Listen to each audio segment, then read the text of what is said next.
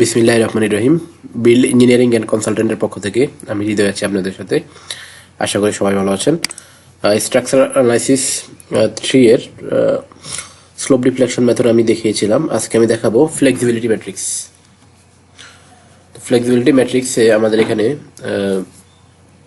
আজকে আমি একটা ফ্রেমের ফ্লেক্সিবিলিটি ম্যাট্রিক্স দেখাবো। এই ফ্লেক্সিবিলিটি ম্যাট্রিক্সের মাধ্যমেও মেইনলি আমাদের একটা স্ট্রাকচারের, একটা বিমের বা একটা ফ্রেমের স্ট্রাকচারাল অ্যানালাইসিস করা হয়।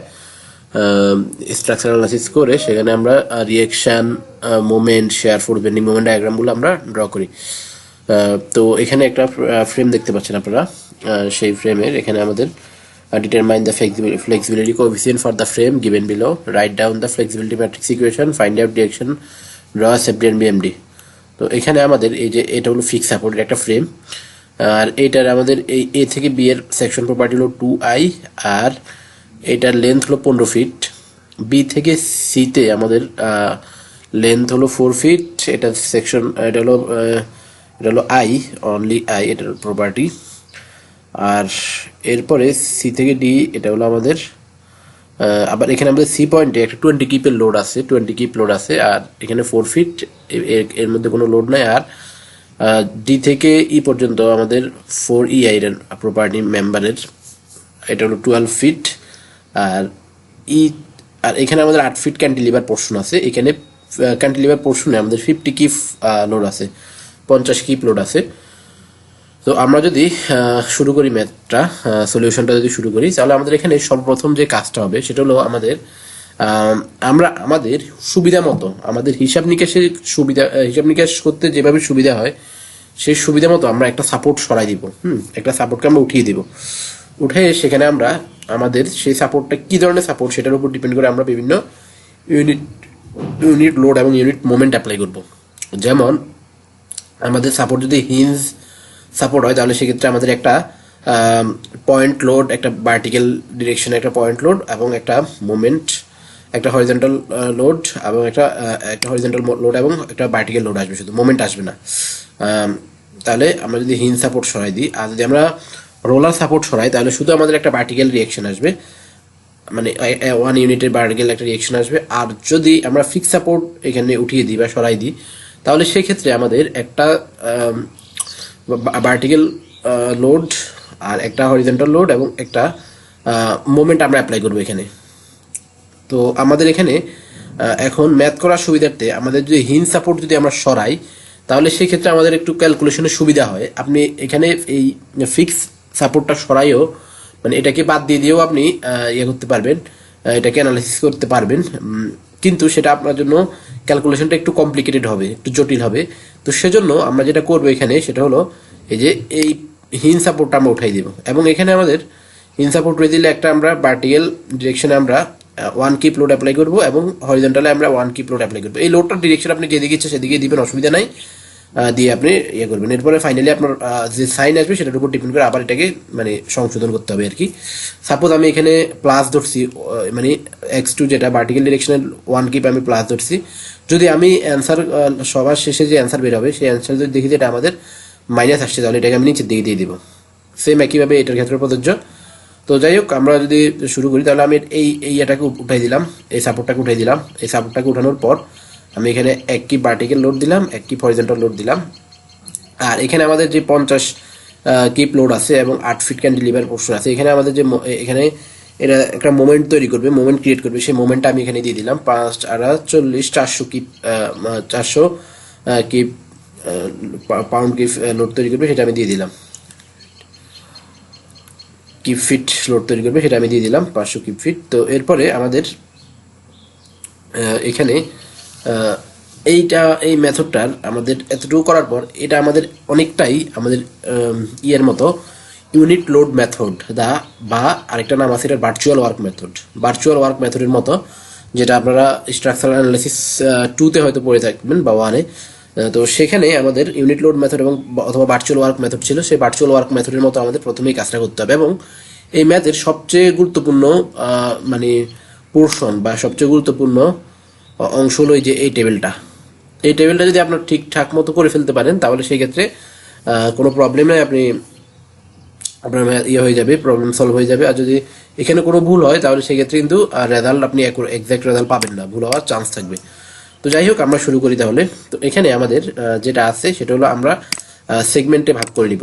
এখানে আমাদের হলো এ বি সেগমেন্ট, এরপরে আমাদের এইখানে একটা পয়েন্ট আছে, এটা বিসি একটা সেগমেন্ট নিব, এরপর হলো আমরা সিডি একটা সেগমেন্ট নিব, এরপর আমরা ডিই একটা সেগমেন্ট নিব।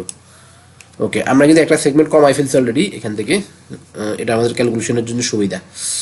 তাহলে আমরা এবার অরিজিন আমরা সিলেক্ট করব, এটা সবচেয়ে মোস্ট ইম্পর্টেন্ট। এই টেবিলের মধ্যে অরিজিন সিলেক্ট করাটা হলো আমাদের সবচেয়ে গুরুত্বপূর্ণ। অরিজিন সিলেক্টের মাধ্যমে আপনি আপনার ক্যালকুলেশনগুলোকে অনেক অনেক আপনি অনেক কমাই ফেলতে পারেন, মানে অনেক ক্যালকুলেশন ছোট হয়ে যাবে আর কি বলা যায়। আর অরিজিন যদি আপনি উল্টাপাল্টা সিলেক্ট করেন বা যদি ঠিকমতো সিলেক্ট না করেন তাহলে আপনার ক্যালকুলেশনটা অনেক বড় হবে, কমপ্লেক্স হবে। ওকে, তো আমাদের সেগমেন্ট হলো এ বি। তাহলে এ বি সেগমেন্টের আমরা দুইটা অরিজিন নিতে পারি, একটা হলো এ আর একটা হলো বি। এখন আমি যদি এই সেগমেন্ট এটাকে অরিজিন হিসেবে নিই তাহলে আমার কিন্তু ক্যালকুলেশন অনেক বেশি হয়ে যাচ্ছে। এখানে আমাদের একটা মোমেন্ট, একটা ভার্টিক্যাল, একটা হরিজন্টাল আমাদের চলে আসবে। তো আমি এমনভাবে এটা নিব, এমনভাবে আমি সেগমেন্ট মানে অরিজিনটা নিব যাতে করে আমার এই সাপোর্টটা বাদ পড়ে যায়। হ্যাঁ, এই সাপোর্টটা মানে এটার ইফেক্টটা কোনো এই যে ফিক্স সাপোর্ট আছে এখানে, এই ফিক্স সাপোর্টের কোনো ইফেক্ট না আসে, সেটা আমি এনশিওর করার চেষ্টা করবো। তো সেজন্য আমি বিটাকে অরিজিন হিসেবে নিলাম।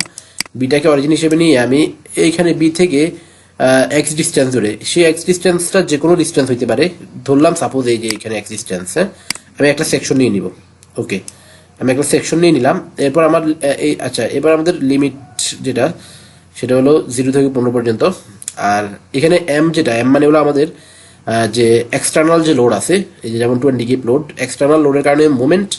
আর এম ওয়ান মানে হলো আমাদের হরিজন্টাল লোডের কারণে, এই যে হরিজন্টাল লোডটা আমি দিলাম এক্স ওয়ান লোডের কারণে যে মোমেন্ট হবে সেটা। আর এম টু হলো আমাদের এক্স2 লোডের কারণে ভার্টিক্যাল যে ফোর্স থাকবে বা লোড থাকবে, ভার্টিক্যাল লোডের কারণে মোমেন্ট আমাদের। ওকে, তাহলে আমি এই যে এই সেকশনটা নিলাম এখানে। এখন এই সেকশনের সাপেক্ষে আমাকে প্রত্যেকটা লোডের জন্য, মানে এই পয়েন্টের সাপেক্ষে আমাদের প্রত্যেকটা লোডের জন্য আমার মোমেন্ট নিতে হবে।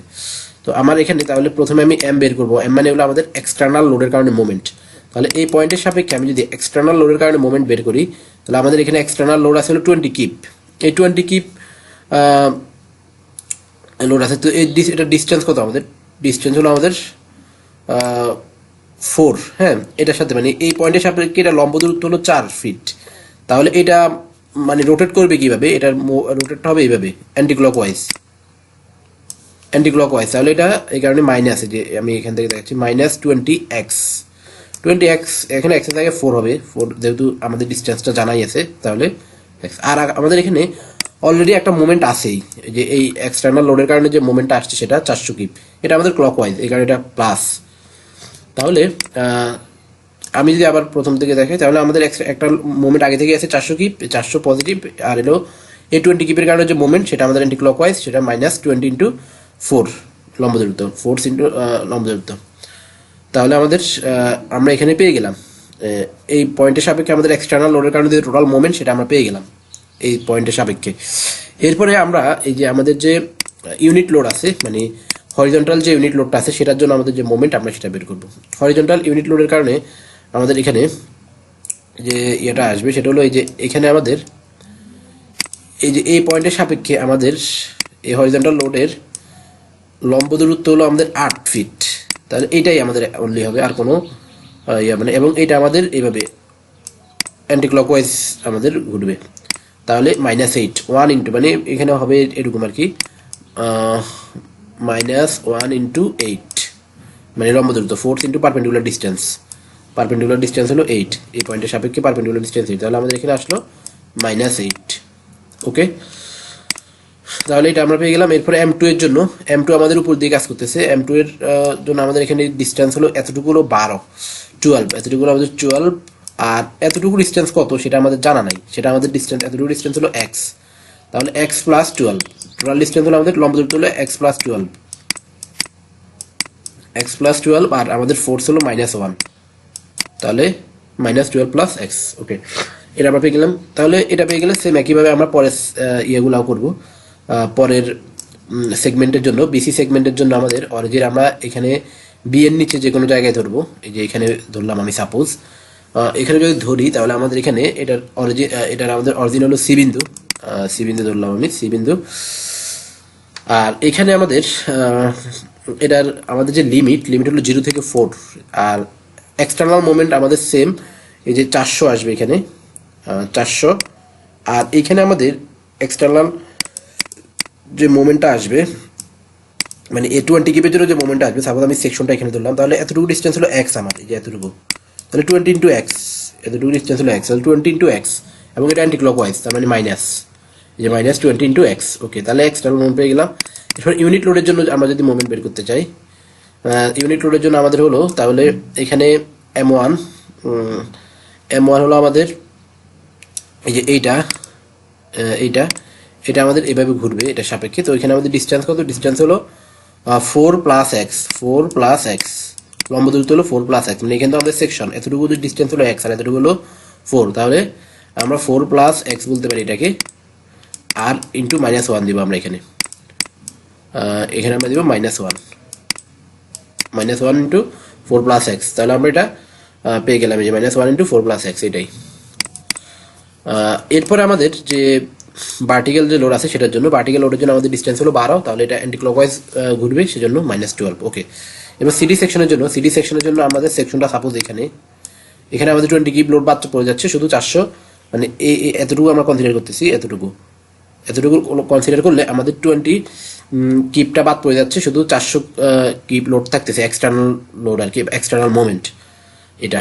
আর এখানে আমাদের এই যে হরিজন্টাল যে 1 কিপ লোড আছে, সেই হরিজন্টাল 1 কিপ লোডের জন্য আমাদের লম্ব দূরত্ব হলো এক্স, এই যে এতটুকু হলো এক্স, এতটুকু আমাদের এক্স, সরি, তাহলে আমাদের মোমেন্ট হবে কত, 1 ইন্টু এক্স, মানে হলো -1 ইন্টু এক্স, ডিরেকশন তো আমাদের অ্যান্টি ক্লকওয়াইজ, সেজন্য মাইনাস।